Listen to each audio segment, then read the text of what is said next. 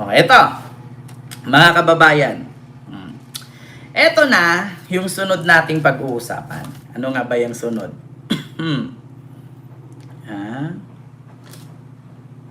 O, eto.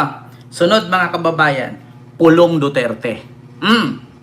Ano yan kay Pulong, Ken? Nako, eto mga kababayan. Ang sabi ni Pulong, sinaluduhan ni Pulong Duterte ang 18 Marines. Nako, bakit nga ba sinaluduhan? Eto na mga kababayan. Eto sinaluduhan ni Pulong ang 18 Marines. So ito, News 5. News 5 ito mga kababayan. Balita ng News 5. Ayan, Pulong Duterte, News 5. Basahin natin ang statement. To the 18 Marines, saludo ako sa inyo. Ito ang mensahe ni 1st District Davao City Representative Paulo Duterte sa lumantad na pagpapakilalang 18 ex-Marines. Giit ni Duterte, katahimikan at denial without substance lamang umano ang sagot ng mga mambabatas na nadadawit sa pahayag na lumulutang na ex-Marines. At mas matindi pa, binura pa sa House Records ang manifestation ni Representative Bong Suntay. Wow, ang galing! If you cannot answer the allegation, just delete it from the record. Dagdag ng kongresista. Kung wala kayong tinatago, bakit takot na takot kayo manifestation? You can delete lines from the House Journal, but you cannot delete questions from the minds of the Filipino people. 18 Marines came forward and said the witness suitcase filed with money being delivered. Hindi ito chismis sa kanto. Hindi ito fake news blog. Pero anong sagot ng ilang mambabatas na nadawit? Silence, denial without substance. Yan daw ang sabi ni Pulong. Ngayon, mga kababayan, hindi ito fake news. Hindi ito chismis. Yan ang sabi ni Pulong. Pero Pulong, bakit nung in-interview kay Jessica Soho, iba-iba ang litanya nila? Kung hindi fake news, ang 18 Marines, bakit binasura sa ombudsman yung file nila? Kung hindi fake news, at bakit iba-iba yung statement nila sa Jessica? Panoorin mo sa KMJS, Pulong. Hindi tao ang naghusga na fake news sila. Sila mismo ang nagpakita na fake news sila. Hindi, wala namang magchichismis kung walang magpapachismis. Walang manghuhusga kung hindi ka kahusga-husga. Ipakita natin mga kababayan kung gaano katotoo na bakit palpak ang mga sinasabi ng mga 18 Marines. Ito pakinggan ninyo. Ano pa nasaksihan mo, Bernard? Pag-deliver Ano pa nasaksihan mo, Bernard? deliver lang po namin kay BBM sa Ilocos. Naghatid po kami ni Kong Saldi doon. Magkano yung dinala niyo? 3 maleta, ma'am. Tandaan nyo yan Kung ito'y hindi chismis, kung ito'y hindi fake news, ang sabi niya, si Bernard, may hinatid sila ni Saldi ko 3 maleta. Tandaan ninyo 3 maleta. Ulitin ko. BBM sa Ilocos. Naghatid po kami ni Kong Saldi doon. Magkano yung dinala niyo? 3 maleta, ma'am. 3 maleta. Tandaan ninyo, 3 maleta ang sabi. Sabi ni Pulong, hindi chismis, hindi fake news blog. 3 yung sinabi na hinatid nila sa Ilocos. Una pa nga lang saan sa Ilocos? Sa Paway, sa bahay daw mismo.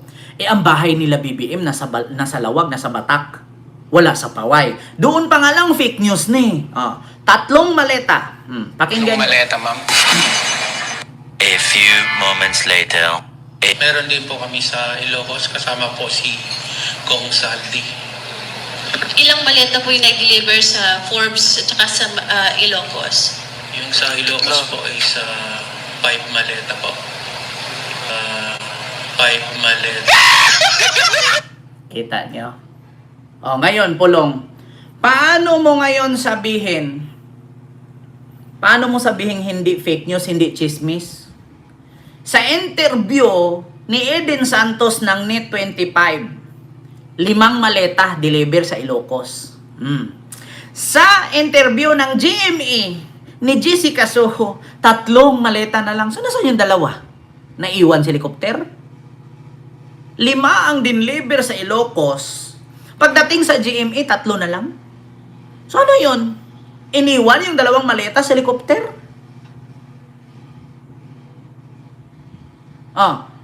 Ano yung sabi ni Polong? Hindi ito chismis. Hindi ito fake news blog. Yeah? Hindi ito chismis. Hindi ito fake news blog. Saludo ako sa inyo. Saludo ako sa inyo. Ito. Saan na ba yun? Saludo ako sa inyo. Tragis na yan. Paano ka maniniwala kung sila mismo ang nagpapatunay na mga fake news sila? 5, nung in-interview ni Eden Santos, 5 daw ang diniliver nila sa Ilocos, sa Paway, mismong bahay. So paano nagkaroon ng bahay sa Paway? Malacanang of the North yun. Ang bahay nila nasa Batak, sa Lawag. So ngayon mga kababayan, instead na 5, pagdating sa Jessica Soho, 3 na lang. So ano yung totoo doon? Isa lang naman ang taong nagsasabi. Yung sinabi doon sa press con, 5. Sinabi kay Jessica Soho, isang tao lang, 3 na lang. Ano yun? Biglang nag-iba? Hindi Wala akong pakialam kung totoo man o hindi ang sinasabi ko. Basta sisirain ko kayo sa palabas na pinamagatang Sara Duterte cutting his head. Wala akong pakialam kung masira kayo. Basta sisirain ko kayo. Akin na to. Never akong mag-resign. Akin na to forever. Diba? So, katulad nito, isang DDS. Sabi ni Juliana Page. Sabi niya, basahin ko. Kung si PRRD siguro ang presidente ngayon, hindi siguro tayo kakabahan sa mga OFW na nasa ibang bansa. Sa mga ganitong sitwasyon, no? Kasi alam natin na may safety measures ang mga ito dahil mahal na mahal niya ang OFW. Sa mga ganitong pangyayari, naghahanap na siya ng solusyon paano maging ligtas ang mga kababayan na nasa ibang bansa. Kung kaya't isa ito sa dahilan kung bakit halos lahat ng OFW mahal na mahal siya. At marami ang nalulungkot at napaiyak sa nangyari sa kanya. Lumaban ka lang, tay. Maraming naghihintay sa iyo pag uwi dito sa Pilipinas na naghahawak ng puting rosas at umiiyak. Patay na pala nung uuwi. Di ba? Kung si Digong lang daw ang presidente ngayon, hindi daw tayo mababahala sa mga OFW na apektado sa sigalot ng Middle East. Siguro, mga kababayan, si Digong, no, hahawak ng kulambo, sasaluin niya yung mga missile. Salo, mga missile, hawak ng kulambo, tapos igaganon niya, i-shoot mo, tayuan kitang gasoline station, i-shoot mo, mamaril ka ng kalaro. Sasaluin ni Digong ng kulambo ang lahat ng missile na dadapo sa Middle East galing sa Iran. Tapos i-shoot niyang gano'n, tapos tatayuan ng gasoline station, tapos barilin mo yung kalaban mo sa basketball. Diba? Mga DDS, kaya nyo pa ba? Kung si Digong giango-ango, ako hindi pa ako inaango-ango. Diba? Ay nako, kita nyo mga kababayan, sasabihin hindi fake news ang 18 Marines. Aba, kung hindi fake news, ba't pa iba-iba statement? Ay, Diyos ko talaga mga kababayan. Ewan ko sa mga DDS, Duterte is great, Duterte is great. Ayan, yun na. Alam nyo, wala naman kami magawa sa inyo mga DDS kasi mga bubunga naman talaga kayo. Asa na yung yung may napanood ako na vlogger-vloggeran yung babaeng mukhang lalaki. Si ano ba yung kalaban ni Jamagno? Anong pangalan nun mga kababayan? Baka napanood ninyo ito, isang babae na mukhang lalaki na nasa Middle East ngayon nakatira, na banat ng banat kay Jamagno, si Bugres ba yun? Anong pangalan nun? Si Bugres ba yun?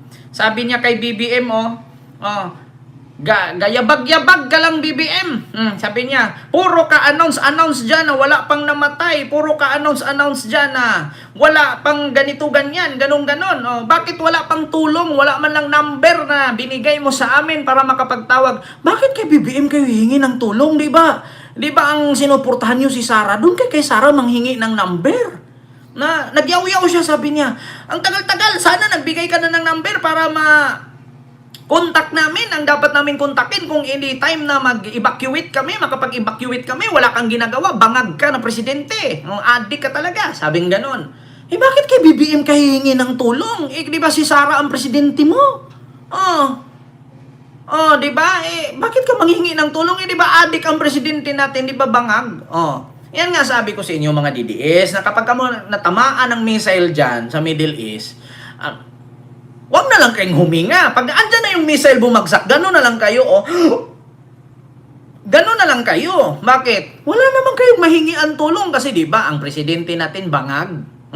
Ang presidente natin adik. So ba't manghingi kayo ng tulong sa adik at bangag? Doon kay Sara manghingi ng tulong. Pag natamaan ka ng debris ng missile dyan, halimbawa, kasi ang missile, pag lumipad yan, mas malaki pa sa kotse. Buo yan Pag lipad niyan, gaganon yan. Siyempre, matatanggal yung mga balat nun. Pag bumagsak yan sa tinirhan mo, sabihin mo, Tatay Digong, help me. Doon ka kay Digong manghingi ng tulong, huwag kay BBM. Bakit? Pagkatapos nyong alipustahin si Marcos, pagkatapos nyong siraan si Marcos, manghingi kayo ng tulong, kakapal naman pagmumukha ninyo. Mamatay kayo dyan, maabo kayo.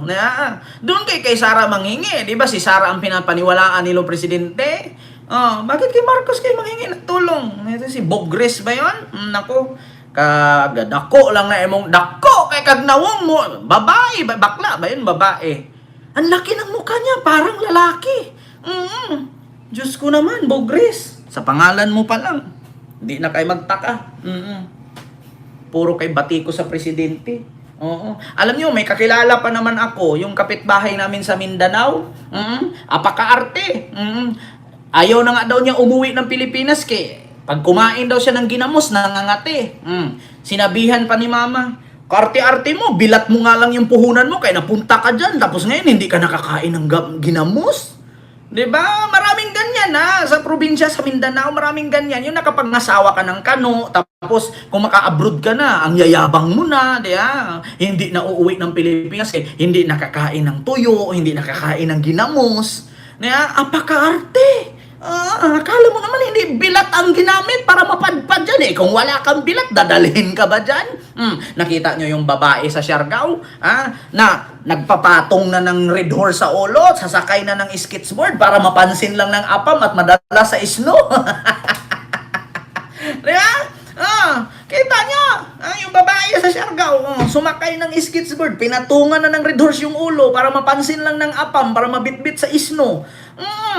Tapos pagkahiman-himan, ayaw na umuwi ng Pilipinas kaya nangangati daw makakain ng ginamos. Luso, akala nyo naman hindi kayo kumain ng binlod noon. Mais nga lang kinain nyo dati. Nagnakaw ka pa nga ng mani sa taniman ng mani, may makain ka lang. Tapos ngayon nakapunta ka dyan sa lugar na yan. Tapos ipagyabang mo pa yung jowa-jowa mong matanda na. Kung wala kang bilat, madala ka ba dyan? Lusi. Dapat nga, maging maano kayo magdasal kayo sa Panginoon na kung hindi dahil sa bilat ninyo, hindi kayo madadala dyan, tapos pagyabang nyo pa. Diyos ko. Tapos babanatan ninyo ang presidente. Kung lahat palang DDS magaling at ayaw kay Marcos, di kayo na lang magpresidente. Tingnan natin kung ano mangyari sa ating bansa. Diba? Ano daw? Kent, ba't wala ata si Iyutman sa mga ninakaw niya? Pakisagot po. Ma'am, antayin mo lang po. Antayin mo kay Trillanes. Darating din yan. Sa ngayon kasi, ayaw ko magsalita Baka hulihin na sa Marso si Bongo at si Bato. Ay, nadulas na naman ako Nabisi kasi si Trillanes kasi. Nako, eto na tayo mga kababayan. Kita nyo, hindi daw fake news. Hindi, fake news. Ang itin marin, sabi ni Pulong. Diyos ko, mga kababayan. Hindi fake news. Diyos ko mga kababayan, hindi fake news pero mali-mali statement. Alam niyo sa totoo lang mga DDS, alam niyo ba, nakakapagod kayo mag-reaction sa inyo. Kasi yung mga vlogger na pinapanood ninyo na DDS, kung ano yung content nung isa, binabali nung isa. Kung ano naman yung content sa kabila, pareho din dun sa kabila. Tapos yung isang DDS, alam niyo ito ito ang pagkakamali sa mga DDS. Ako po'y nakikiusap sa inyo. Pwede ba magkaroon kayo ng pagkakaisa? Alam niyo mga DDS, kaya hindi kayo dinapuan ng swerte, lahat kayo minamalas. Kasi hindi kayo magkakasundo. Hindi kayo magkakasundo. Yung isang vlogger naglabas ng fake news, binara nung isang vlogger. Tapos yung isang vlogger sa kabila naglabas ng fake news, sinakyan nung isang vlogger. Tapos pag hindi na sila magkasundo, yung mga baho nila nilalabas. O tignan ninyo. Tapos kapag ang isang fake news na aresto or nahuli, nilalaglag yung isang vlogger. Magkasundo naman kayo, oy. Magkasundo naman kayo. Hindi kayo nagkakasundo. Kung ano-anong chismis nilalabas yung mali-mali. Tapos pag nabisto kayo, naglaglagan kayo. Si Jason si Eric Silis yan, sabi ni Bingot, Argota. Diba? Wala kayong pagkakaisa. Kanya-kanya kayong siraan, kanya-kanyang fake news. Kapag nabisto, naglalaglagan. Diba? Ma'am Brinda Barton, hello po. Diba? So, yun lang. Mga kababayan.